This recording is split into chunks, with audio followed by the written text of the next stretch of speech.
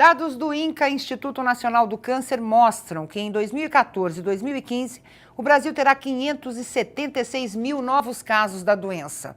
No mundo, houve um aumento de 20% na incidência do câncer na última década. Até 2030, são esperados mais de 27 milhões de novas ocorrências no mundo.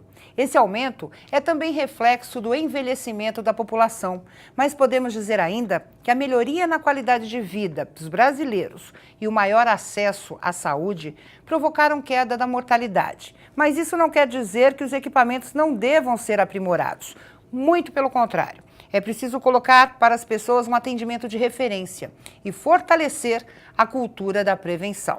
Na discussão de hoje, vamos debater uma proposta apresentada aqui na Assembleia Paulista que cria a rede de atenção oncológica Vaga Zero no estado de São Paulo. Para falar sobre o assunto, estamos recebendo o autor do projeto, o deputado Luiz Carlos Gondim, do Solidariedade, doutor Antônio André Magolas Perdicares, ele que é oncologista, professor e representante da Sociedade Brasileira de Cancerologia, Dr. Ademar Lopes, vice-presidente do AC Camargo Cancer Center, e Valdete Paes Landim, da UNACAM, União e Apoio do Combate ao Câncer de Mama. E eu começo com o deputado Luiz Carlos Gondim para explicar um pouquinho o que é essa rede oncológica e qual o objetivo dela para o estado de São Paulo. Bem, eu queria cumprimentar todos os oncologistas, a nossa Valdete aqui, cliente, a você, Kaline, e a todos que estão nos assistindo. Realmente o que está acontecendo é que o paciente nos procura muito para um atendimento ou um local que seja atendido o caso oncológico dele. Então o paciente foi diagnosticado e não começou o tratamento, não tem uma vaga para radioterapia, não tem vaga para quimioterapia, a cirurgia demora a ser feita. Então, qual foi o pensamento nosso? O pensamento nosso foi justamente que o paciente, assim que seja diagnosticado, o mais rápido e o mais próximo do seu município, ele inicie um tratamento humanizado, com toda a atenção, e você consiga que aquela sobrevida daquele paciente, que é um termo que já não se usa mais, seja o paciente ter uma condição de vida, com qualidade de vida, logo após a cirurgia, a radioterapia e a quimioterapia. A gente tem um agravante, né? Todo mundo vem de fora, São Paulo ainda é atendimento de referência. Quando a gente vai ao HC, por exemplo, a gente vê pessoas que vêm até do Paraguai, de outros países buscando um atendimento de referência. É possível com isso? Porque muita gente, vamos colocar agora, do interior para a capital. Vem para o AC Camargo, vai para o HC, vai para o Pérola Byton. Esse tipo de atendimento regionalizado desafoga também um pouco os atendimentos referência que podem ser utilizados para casos mais avançados do caso? Claro, situação, uma rede oncológica, nós estamos vendo agora, por exemplo, Fernandópolis, Jales, com o serviço de oncologia, Araçatuba com o serviço de oncologia, Prudente, Jaú já tinha, como Barreto já tinha como referência. Então o que nós temos que fazer é que eles tenham uma condição de tratamento, uma aparelhagem correta, e o especialista, e o oncologista. Se nós não tivermos isso, nós não vamos conseguir dar aquela condição do tratamento àquele paciente. Então é possível aproximar do paciente esse tratamento. É possível ter a indicação daquele centro mais especializado. E essa rapidez influencia diretamente no sucesso do tratamento, não é? Quanto doutor? mais cedo for diagnosticado, quanto pelo menos a oportunidade de um tratamento mais adequado e a possibilidade de cura ou de controle. Por esse panorama que a gente tem hoje, quais são os maiores desafios? É ainda a cultura da prevenção, que é a coisa mais barata, né? A gente sempre fala, no Brasil a gente não tem a cultura da prevenção, a gente não tem para nada, não é para o câncer. Observação.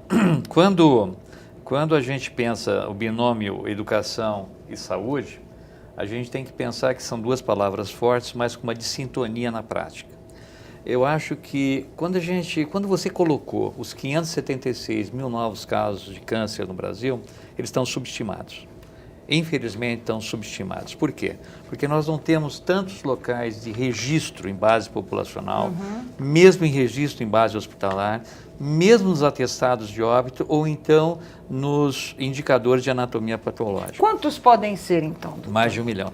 Mais de 1 milhão. Todos Dependendo da população Sim. que nós temos. Nós temos quase 200 milhões de pessoas. 205 milhões aproximadamente. Aproximadamente, então nós teríamos, de uma certa forma, um número também expressivo de câncer. Infelizmente, desculpe me interromper, só para fechar o pensamento, a cultura da antecipação, ela vai partir de uma série de coisas. Eu acho que saúde é uma coisa muito séria para ser tratado tão somente por profissionais da área da saúde. Todo mundo devia estar envolvido nisso. Nós tínhamos um projeto e temos um projeto, por exemplo, o projeto Crescer Bem. Ele é baseado, por exemplo, nas atitudes que nós temos em relação às crianças, passando informações para que elas possam se preservar e preservar a sua família e fazer uma referência e contra-referência com o sistema de saúde. É o grande agente multiplicador. Criança, na verdade. Quando você pensa que saúde implica em palavras de dever ou em palavras de direito, você tem que dizer saúde também é um estado de conquista. A partir do momento em que você cria, certo, as opções e o senso crítico de que você tem a capacidade de mudar muitas coisas através de ações muito simples, você vai ver que se nós temos o desafio entre o diagnóstico e o tratamento, nós teríamos também o desafio da prevenção. Essa rede oncológica pode criar uma certa consciência, ou seja, você ter próximo de você um atendimento referência. Cria uma consciência, movimenta diferente aquela população em relação ao câncer? Pode, mas vai depender realmente da continuidade do programa. Sim. Não é lançar apenas o programa, mas fazer com que esse programa ele vingue e tenha frutos. E isso necessita também de profissionais também com atenção. A formação profissional na área da saúde do Brasil está muito aquém da necessidade ou da realidade. Eu acho que esse projeto é digno de louvor, que pelo menos estamos nos interessando, alguma coisa está acontecendo, mas é preciso que realmente a nossa população ela seja, vamos dizer assim, motivada para que ela possa, de uma certa forma, entrar dentro do contexto, né? A gente vê muitas coisas pontuais, doutora Adhemar, né? O setembro, o outubro rosa, o novembro azul, a gente tem algumas campanhas isoladas e a gente vê que há um movimento da sociedade brasileira, não só de cancerologia, mas do próprio Conselho Regional de Medicina, Conselho Federal, de que é preciso tirar a pontualidade quando se fala em saúde, ou seja, dar continuidade as situações de saúde, porque as pessoas ficam doentes todos os dias e precisam dessa conscientização. Essa cultura da prevenção implantada daria ao AC Camargo, por exemplo, ampliar a sua capacidade de atendimento? Daria sim, mas é muito importante lembrarmos que se eu fizer diagnóstico precoce de câncer, eu serei capaz de curar 90% dos casos. E o mais importante do que isso, a baixo custo e sem mutilação. Então, ao falarmos em câncer, nós devemos falar em prevenção primária, que é evitar que muitos casos de câncer aconteçam. Por exemplo, 30% dos casos acontecem em fumantes. Então, vamos educar a população para deixar de fumar. 15%... Hoje a lei antifumo é federal, né? Ganhamos isso também. 15% é causado por alguns vírus. E para alguns vírus desses, como por exemplo da hepatite, do HPV, nós temos vacina. Mais um percentual significativo estão relacionados a maus hábitos de vida, obesidade, alcoolismo, falta de exercício físico. Então vamos educar a nossa população. 8 a 10% são hereditários, então vamos fazer um aconselhamento genético. Sim. Então, nós podemos retardar o aparecimento do câncer e, em muitos casos, evitar que eles aconteçam. Em que estágios essas doenças chegam ao AC Camargo? Na maioria das vezes, os pacientes chegam já em estágio 3 e alguns estágios 4. Nós gostaríamos de recebê-los num estágio muito mais inicial do que estamos recebendo. Quais são os maiores desafios hoje, quando a gente fala num atendimento referência como é o de vocês? Primeiro, eu acho que o grande desafio do Brasil em problema de câncer é isso, ensinar a prevenção de câncer e ter um programa adequado de diagnóstico precoce. Mas na atual realidade, que foi colocada pelo senhor? Na atual realidade, eu diria, só continuando um pouquinho nessa linha de raciocínio, todo mundo acha bonito fazer um check-up cardiológico. Verdade. Sai de lá orgulhoso. Por que não fazer um onco-check-up, um check-up para câncer? Check-up para câncer é fazer o diagnóstico de algum tipo de câncer antes que a pessoa não sinta absolutamente nada. Aí, há pouco tempo, me perguntaram, doutor, mas como é que faz um check-up oncológico? Difícil? Não, não é difícil. Você tem que procurar um médico que converse com você pelo menos meia hora, te examine da cabeça aos pés e, baseado nos seus fatores de risco, peça os exames apropriados. Aí virar para mim, bom, esse médico não existe mais. Eu falei, bom, agora já não é problema meu, o problema é educacional, do sistema de educação do seu país. O que a gente falava antes de entrar?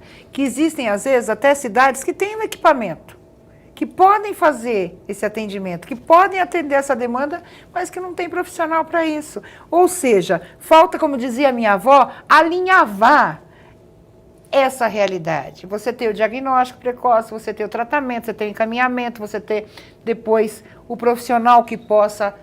Quantas as pessoas tiveram câncer e acabam morrendo da doença? Porque ela aparece em outro lugar e eles acham que estão curados.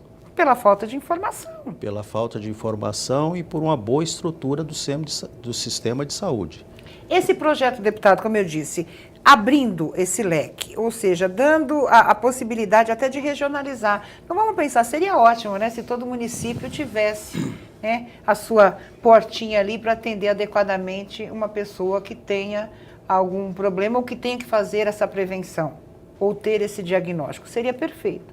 Mas você regionalizar não facilita também, vamos dizer assim, não só o sucesso do tratamento, mas também ampliar essa cultura de prevenção?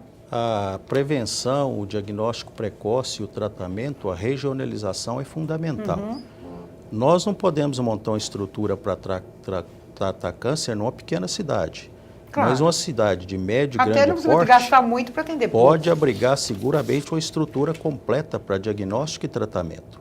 E o mais importante que isso, existe uma quantidade enorme de trabalhos científicos mostrando que quando um paciente que tem câncer é tratado num centro de competência multidisciplinar, as chances de curas e de sobrevida deles são muito maiores. Eu tenho um exemplo aqui, a Valdete, que teve esse diagnóstico precoce, está aqui, ela fala assim, eu gosto de viver. Acho que todo mundo, né, quer viver com qualidade. Às vezes vem uma situação como essa, e eu sempre digo que a gente não tem um fardo maior do que aquele que a gente pode carregar, né? E, ao mesmo tempo, você teve essa consciência. Mas isso não é comum. Você deve lidar dentro da UNACAM com mulheres que descobrem o câncer tardiamente, algumas que já vieram até a óbito. Como é que é esse, vamos dizer assim, esse choque, né, de ações? É assim, a UNACAM é justamente o trabalho de prevenção. O que a gente, qual é a ideia da UNACAM? É levar para essas mulheres essa conscientização de que você tem sim de fazer o seu exame periódico uma vez por ano, porque aí a gente vai evitar muitas coisas, né? Principalmente a quimioterapia, que é o câncer não dói, gente. A quimioterapia é complicada. Mas, infelizmente, a maioria das mulheres só descobrem o câncer quando elas sentem ou quando sentem algum desconforto, quando já está muito grande, né? Então, a UNACAM leva em escolas, em empresas, nós damos cursos também, né? Principalmente, a grande maioria são pessoas que já tiveram câncer, então já passaram pelo processo e sabem como funciona. Sim. E assim a gente pode dar um respaldo para essas mulheres que estão entrando nessa doença agora. Porque é um susto você pegar um exame e ver assim, eu tenho câncer. Gente, o câncer é ainda, por mais que digam que não, é sinônimo de morte ainda na cabeça de muita gente. E não é, gente. Câncer tem cura. Câncer tem cura e você procurando os meios certos, né? No meu caso, eu tive muita sorte, eu tive muita atenção da minha família, o que não acontece com todas. Eu tive um convênio, mas conheço muitas mulheres que não têm isso. E na UNACAM, a gente abraça essas mulheres. A gente procura ajudá-las a encontrar o caminho, porque ela fica perdida, ela não sabe o que fazer, que médico procuro, que hospital procuro, o que eu faço. Então, a gente dá esse suporte. A gente vai saber no próximo bloco, dentro desse encaminhamento, o que é mais difícil para a Unacan hoje?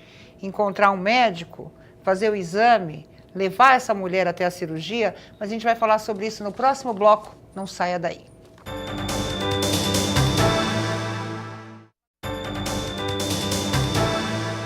Voltamos com a discussão, hoje falando sobre o projeto de lei de autoria do deputado Luiz Carlos Gondim, do Solidariedade, que cria a rede oncológica Vaga Zero no estado de São Paulo. Eu cortei a Valdete exatamente para a gente entender, quando essa mulher tem o diagnóstico, quais são as maiores dificuldades da Unacan nesse encaminhamento? Os exames, né? É uma coisa bastante lenta. Então, você tem que encaixar essas mulheres. É um trabalho árduo mesmo, porque você tem que usar todos os seus cartuchos para você conseguir encaixar essa mulher para fazer um exame. E a gente cartucho, você falou cartucho. O que prevê Ajuda esse de alguém. programa? Os médicos, o que os prevê hospitais esse que nós projeto? temos, que nós trabalhamos. Qualquer paciente acaba sendo diagnosticado parceiro, né? tem que dar continuidade. Por exemplo, você viu um nódulo ou uma calcificação numa mama que ela é diferente, pode ser um câncer. O que aquele paciente tem que fazer? Então ele fez a mamografia, fez a ultrassonografia, vai fazer a ultrassonografia com uma biópsia de agulhamento. Aí você puxa aquele pedacinho Sim. e faz o diagnóstico através do anátomo patológico. Essa demora é que criou a ideia desse projeto. Nós não podemos deixar que isso aqui tenha essa demora. Daqui até esse diagnóstico, está com o exame anatopatológico, deu que é um adenocarcinoma, o que vai acontecer? O colega vai ler, o oncologista já, e se ele deve ser feito a cirurgia, pelo tamanho, se ele deve ser feito de cara a quimioterapia e a radioterapia. Vamos dar um exemplo, o seu próprio exemplo. Como é que foi do diagnóstico até a cirurgia? Quanto tempo demorou? Como é que foi esse processo? Pois é, o ultrassom eu fiz no dia 27 de dezembro. O meu médico estava afastado por uma cirurgia, então eu não tinha assim, eu fiz o exame e aquela intuição que me dizia, tem algo errado aí, porque eu não tinha nenhum nódulo antes. Uhum. Enfim, eu fiz a biópsia em fevereiro. Já foram E ainda quase assim, dois eu meses. discuti com... Não cheguei a discutir, né? O médico me disse que não era nada. O meu ginecologista disse, fique tranquila, isso não é nada, tem toda a cara Foi de ser biópsia com ultrassonografia, né? Fiz a ultrassonografia. Na ultrassonografia, ele achou que tinha cara de benigno, tanto ele quanto o mastologista. Os dois me disseram a mesma coisa, que tinha todo o sintoma de ser benigno, que eu não me preocupasse. Eu falei, mas eu estou preocupada, então eu quero fazer o exame. E fiz, aí me encaminharam, eu fiz a biópsia, ficaria pronta em 15 dias, em uma semana me ligaram para pegar o resultado, porque já tinha o resultado de câncer. Sim. E aí tudo foi muito rápido no IBCC. Ótimo. Comecei Isso já faz quanto março, tempo? 1º de abril eu fiz a cirurgia. Final de fevereiro foi a minha... finalzinho, perto do dia 30, a minha mastologista me disse que eu teria a opção de 1/4 de mama ou a mama Chamado toda. quadrante. Sim. E aí já marcamos a cirurgia para o dia 1º, porque tinha os exames pré-operatórios e tudo mais, não é? Então, marcamos para o dia 1º de abril. Foi rápido, só que entre a biópsia que foi feita do meio para o final de fevereiro, até 1º de abril, que é um mês e meio depois, ele tinha dobrado de tamanho. Mas a gente está falando de um câncer que o sinal é rápido, doutora Ademar. Por exemplo, a mulher a mama, o toque. Uma vez eu estava com uma amiga minha, a gente fazia academia. Eu olhei, tomava banho, se trocava, eu olhei e falei assim, olha, você está com uma retração de mamilo. Eu não sou médica, mas você percebe. Eu falei, tem alguma coisa estranha, o mamilo está diferente do outro. Ela falou, não, acho que é o sutiã. Ela foi fazer o exame, ela estava já em estágio avançadíssimo. Ela perdeu a mama esquerda. Quer dizer, uma pessoa consciente, informada, e que muitas vezes tem sinais e que passam despercebidos, doutora Ademar, pela falta, vamos dizer assim, de costume até nosso, né? No caso Da Valdete foi rápido, mas a gente tem casos que demoram um tempão. Eu acho que isso aí é um problema que a Valdete usou uma palavra-chave, que o câncer no início não dói. Eu gostaria mudo, que o câncer, silencioso. de início, fosse uma doença tão dolorosa quanto uma pulpite dentária. Que obrigasse Não as tem pessoas... dor pior do que dor de dente. Que obrigasse as pessoas Cálculo a procurar um renal. médico Cálculo para fazer renal. diagnóstico precoce. Outro mito que precisa acabar é que o câncer não tem cura. Vou Justamente. repetir mais uma vez. Se eu fizer diagnóstico precoce, curo 90% dos casos. Houve uma redução na mesmo, mortalidade, né, muita. doutora Ademar? Dá para a gente comemorar E isso. o mais ainda importante não é tanto, que mas... isso, mesmo os casos mais avançados, hoje nós estamos curando 60% a 70% no Hospital Zé Camargo. Eu costumo brincar com meus residentes que hoje nós curamos mais câncer do que diabetes, do que hipertensão arterial, do que muitas doenças neurológicas. E o mais importante, com os métodos modernos de tratamento, quando nós não podemos curar alguns casos de câncer, muitas vezes eles estão sendo transformados numa doença crônica. As pessoas estão vivendo muito com ele. Agora, o AC Camargo, o senhor tem uma média de custo de paciente lá, por paciente? Porque a gente estava falando até da tabela SUS, que dá até vergonha de falar. Mas o AC Camargo tem um custo médio por paciente? Vai depender de cada tumor. Você tem tratamentos que custam pouco e tem tratamentos que custam muito. O importante é que a tabela SUS não remunera adequadamente. Um hospital que trabalhar com 100% de SUS e não tiver subsídio de alguém, ele é Não incapaz trabalha. de sobreviver. Porque o tratamento do câncer hoje é muito caro, principalmente pelos novos equipamentos que estão chegando, exames laboratoriais, novas drogas, então é um tratamento muito caro. Nós temos, podemos dizer que as novas tecnologias estão aparecendo e avançando, doutor? Então, estamos avançando. Nós temos hoje a possibilidade que nós chamamos das terapias-alvo. Ou seja, cada vez nós vamos individualizar mais, quer dizer, no futuro ainda não se faz isso em grande parte da prática, mas a gente vai ter a oportunidade de ter a individualização do tratamento. Mas A partir do momento em que você, a partir do momento em que você vai fazer uma avaliação imunológica e genética do tipo do câncer. O câncer para se expressar. Uma das coisas que eu queria chamar a atenção aqui foi falado do autoexame da mama. O autoexame da mama hoje ele está com uma série de críticas a respeito de que a mulher muitas vezes tão somente informada da autopalpação da sua mama, acho que é o suficiente. Exatamente. Ela poderia determinar que ela só fosse fazer o diagnóstico se não fizesse a mamografia, ultrassonografia, etc., mais tardiamente.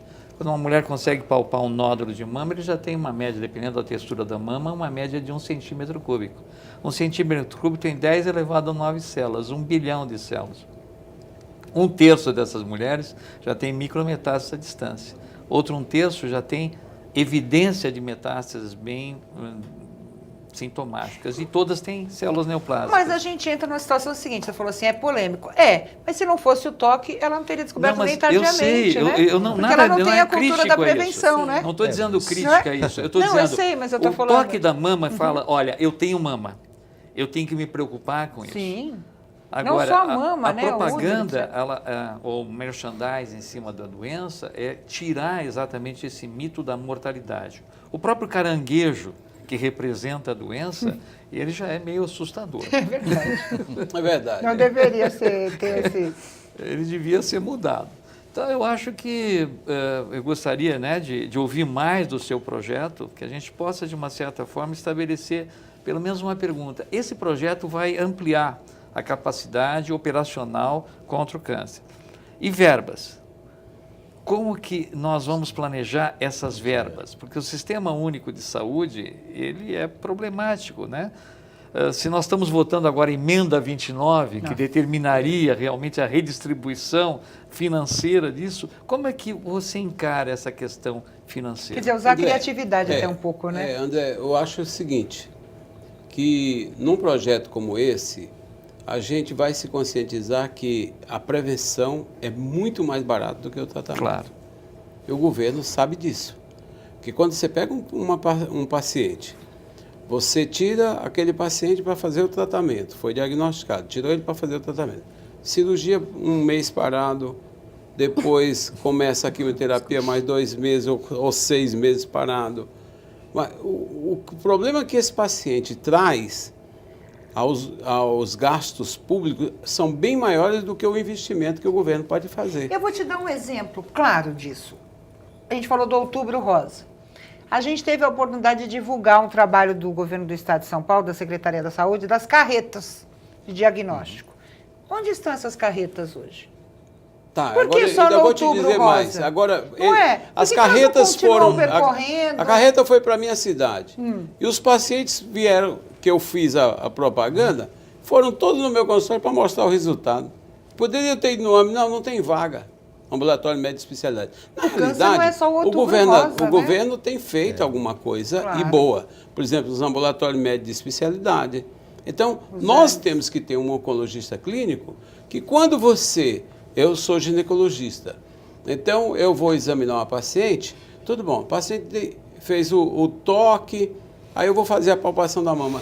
Depois que eu faço a palpação da mama, eu pelo menos digo assim, você senta um pouquinho, tá com uma luz forte ali naquela mama, para dar uma olhada e dizer, olha, eu vou te pedir um ultrassom de mama. Você desconfiou de alguma coisa? Não. Isso ela antes dos 40 anos de idade. Acima dos 40, eu vou te pedir a mamografia, de rotina. Não se faz, se relaxa com a prevenção. No nosso projeto, prevê isso aí também. Não relaxar a prevenção. Sim. Papa Nicolau tem que ser feito. Outro dia... São exames tão baratos. Um dia o Se a secretário gente me for falou... pensar nisso... Ainda Sai é vergonha R$ nacional. R$2,50 o Por Papa favor, Nicolau, o custo final. Câncer de colo de útero é uma vergonha É nacional. uma vergonha nacional. Agora, o que acontece? Você não faz orientar o paciente para não ter o HPV, entendeu? O início de uma vida sexual. Nós vimos agora o absurdo, dia 1º, divulgação, quanto que nós aumentamos o número de pacientes com HIV positivo e jovens. Da faixa etária de 15 a 24 anos. Esses pacientes devem ter também o HPV. Sabe qual é o problema? Eu tive a doutora Albertina aqui um dia e a gente falou sobre o advento da pílula do dia seguinte. O advento da pílula do dia seguinte, pela falta de informação, trouxe a esse jovem segurança em manter relações sexuais E não engravidar. e chegar e falar assim, não, eu posso transar sem camisinha, porque se eu tiver o risco aí, amanhã eu tomo a pílula do dia seguinte. Claro que a pílula do dia seguinte é necessária, mas ela veio totalmente descoberta de informação. Né? E as pessoas acham que é a grande descoberta da humanidade. Mas olha só, não é só na faixa etária Não, tem mulher de mais 40 jovem. anos que fazem Depois isso. que descobriram a pílulazinha azul, Ah, o Viagra. Os Viagra, idosos, né? os idosos Sim. começaram a ter problemas. Então eu acho que Aumentou-se a falta também. de... O que é o grande auxiliar do câncer? A falta de informação. É, A educação está previsto nesse projeto. eu vi. Então, é uma coisa que é muito interessante. Alguém falou a educação e saúde junto. Eu Acho falei. que foi você que falou, né? Então, o que é importante? Educação e saúde junto. Quando você leva a informação na escola, quando você leva a informação à tua paciente como ginecologista dentro do posto de saúde, o que está acontecendo é que eles não estão parando aqueles 15 minutos, pelo menos, para fazer aquela consulta humana. Já dizia, 15 minutos. olha, já dizia o doutor Adib Jatene, né? Ele dizia o seguinte, que a gente precisa parar de cuidar da doença. É preciso começar a cuidar da saúde. Claro. Por causa dessa cultura da prevenção. A Valdete queria falar alguma coisa, eu não deixei ela falar ainda. É que estávamos falando aqui do exame de toque, né? E no meu caso, por exemplo, se eu fosse esperar o exame de toque, eu já estava morta, Sim. né? Porque não tinha, não evidência. tinha como, Valdete, nem Mas nada. você já Desculpa. tinha enraizado a cultura da Desculpa, prevenção. Você atenção. chega no O que eu check-up, tive né? foi bem agressivo. Desculpa, atenção. Você já chegou aos 40 anos. Ah, eu já passei algum Passou. tempo. Então, o teu médico era obrigado a pedir a mamografia, meu amor. Não, eu fiz. Não, ela falou que Sim, foi assim sim. que ela O problema descobriu. é a Fiz. máquina e Eu quem está fiz. atrás da máquina. Também, mas nós não Ele podemos pediu a mamografia generalizar isso, Eu né? sei. e ultrassonografia. Ele sempre me pede todos os exames. Olha, Há muitos anos eu faço. A gente está falando de um estado como São Paulo. Chegou uma denúncia à Assembleia Legislativa, paz, meus senhores, trazida pelo deputado Gondim, que tinham aparelhos de radioterapia utilizados no estado de São Paulo que não estavam fazendo tratamento. Ah, meu Deus. Eles eram ligados, cobravam. O senhor lembra disso? Que veio uma denúncia? Era lá de Santos. De Santos, foi o De caso de Santos. Santos. Foi. Aí você fica imaginando, nós estamos falando de um estado como São Paulo. Meu Deus! Como é que fica a realidade no Piauí, Pernambuco, Acre, Roraima? Então a gente está falando de São Paulo, que é referência, doutor. Quimioterápico, ao invés de ser para um paciente só, diluído para 2. Mas não vai ter o resultado do tratamento adequado. Aí a gente entra na questão assim, nós temos que ser atendimento de referência. Enquanto São Paulo se sobrecarregar de todos os pacientes também, a gente não vai conseguir atender bem ninguém. O senhor sabe como é difícil administrar um hospital como o seu, por exemplo? São Paulo é o maior centro científico desse país Sim. e a quantidade de pessoas que vêm para cá é muito grande. E nós precisamos estruturar melhor o nosso sistema de saúde para o atendimento das pessoas menos favorecidas. 75% dos brasileiros não têm condição de pagar nada para ninguém. Eles têm que ser atendidos pelo SUS.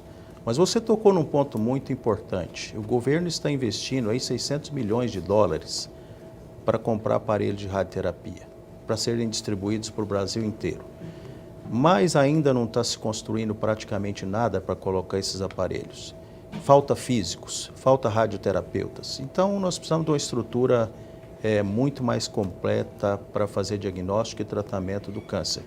E isso é urgente, porque foi mostrado de maneira bem clara, que o André, acho que colocou muito bem, os Estados Unidos têm em torno de 1,5 milhão de casos de câncer por ano para 300 milhões de habitantes. Então, aqui a gente deve ter próximo a 1 milhão mesmo, né? E a expectativa de vida do brasileiro em 1950 era 40 anos, hoje é 74. O maior fator de risco isolado para um cidadão ter câncer é a sua idade. Então nós temos que nos preparar para isso. E não dá para comparar aparelho de radioterapia com computador, né? O cara que recebe um monte de computador, olha, agora a gente vai ter computação na escola e se você não tiver um professor, não tem problema que as crianças conseguem mexer na máquina. No caso, está falando de vida, né? De um equipamento de radioterapia e mamografia e etc. A gente vai para um intervalo rapidinho. No próximo bloco, a gente vai dar mais detalhes ainda do projeto do deputado Gondim. Até já.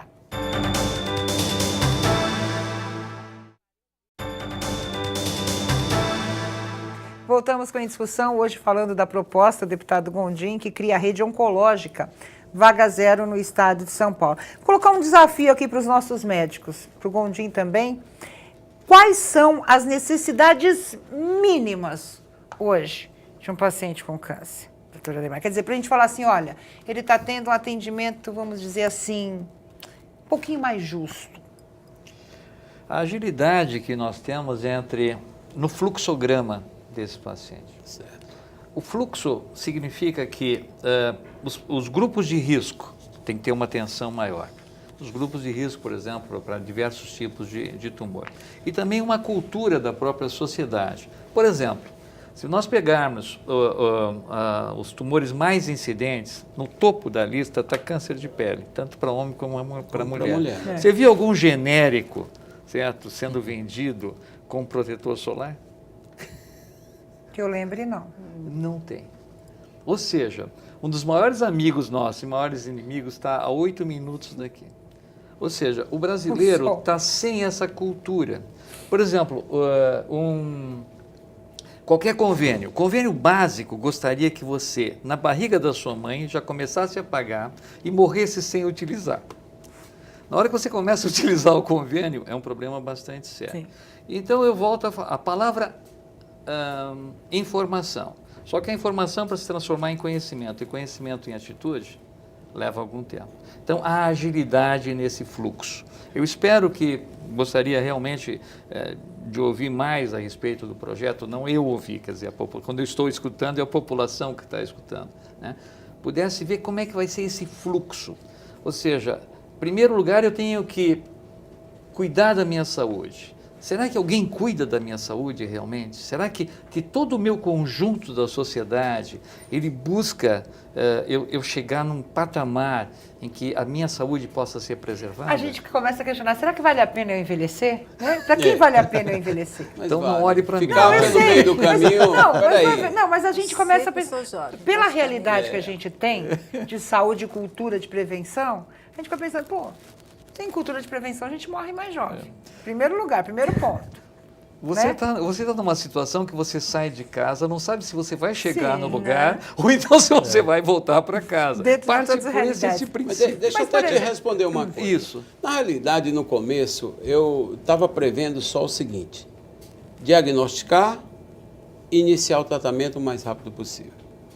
O fluxograma que você falou é muito importante, porque o tumor de intestino é um tipo diferente do tumor de estômago, é diferente do de esôfago, diferente em relação aos tumores que tem de língua, de pulmão, mama.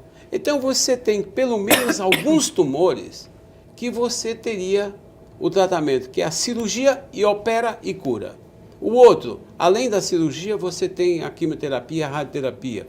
Então, na realidade, o pensamento nosso é dar acessibilidade àquela pessoa a conseguir, a chegar no diagnóstico e iniciar o tratamento rápido. Então, foi visto dentro desse contexto. Cheguei para o ministro Padilha, na época, e disse assim, olha, nós não podemos deixar essa condição que estão os pacientes não fazendo a radioterapia. Aí foi quando ele liberou aquela verba de quase 600 milhões para a compra dos aparelhos de radioterapia. Uma atitude boa, excelente, porém não é todo canto que tem a condição de se ter um radioterapeuta, um físico, e que nós pensamos nisso também. Por exemplo, eu tenho um serviço lá em Mogi de oncologia, o Luzia de Pinho Melo, que não tem a radioterapia está sendo montada agora. Então, o que acontece? Quando nós fizemos, nós pedimos isso. Aí ele mandou aquela lei que todo paciente diagnosticado com câncer tem que começar em 60 dias. Em 60 dias o tratamento. Eu já tinha... Tem que ser. Eu já ganhei com isso. Isso a nível nacional. Agora, a nível estadual, eu preciso ganhar também. Porque não sou eu que estou ganhando. Eu sou o vetor daquele paciente que está com câncer.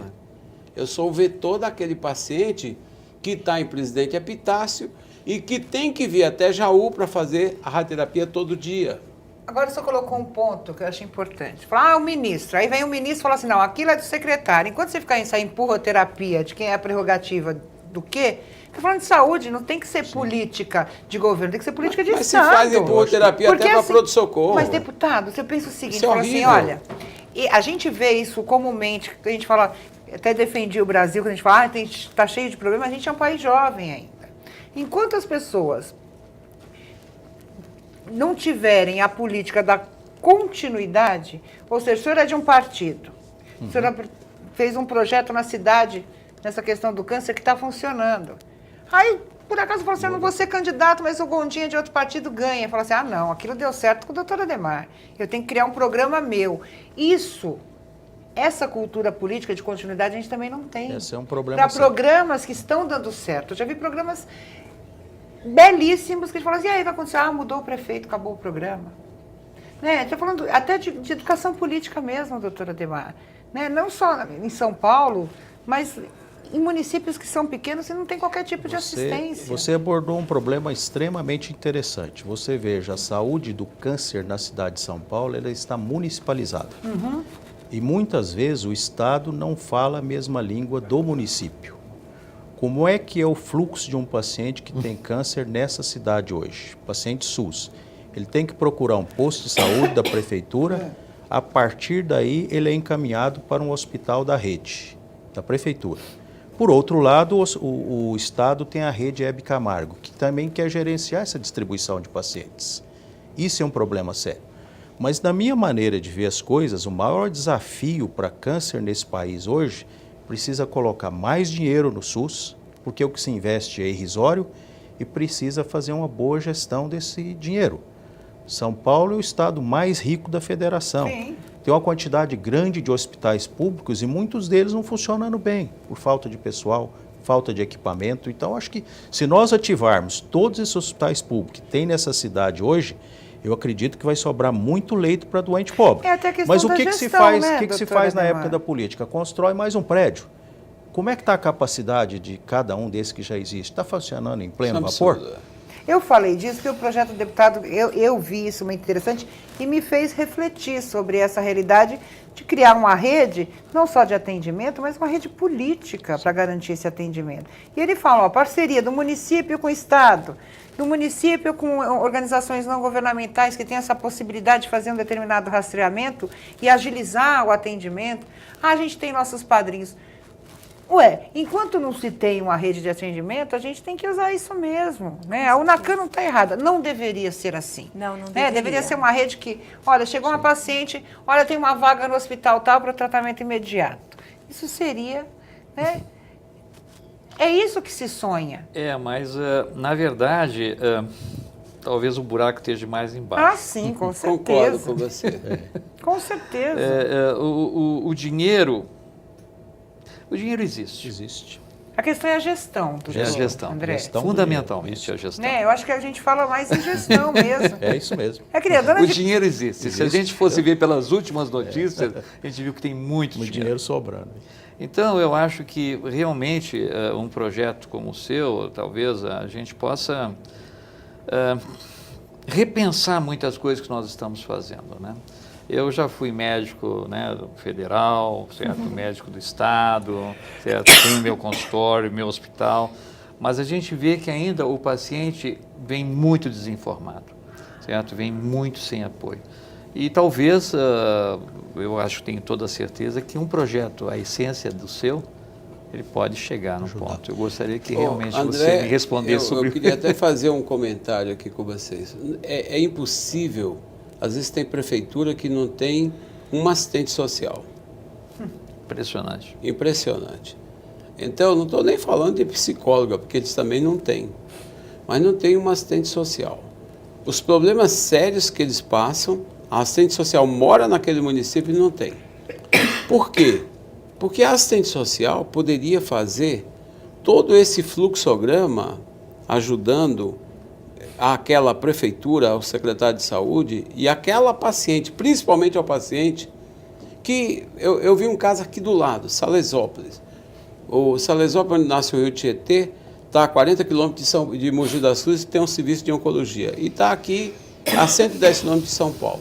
Paciente diagnosticado com câncer, melanoma, ele chegou, ele foi ao dermatologista do AME, foi feito o diagnóstico, pediu para iniciar o tratamento, isso o ano passado, ele chegou há 2 semanas atrás no consultório, disse, e aí, quando disse, você está fazendo tratamento? Ele disse, não comecei ainda, cheio de metástases.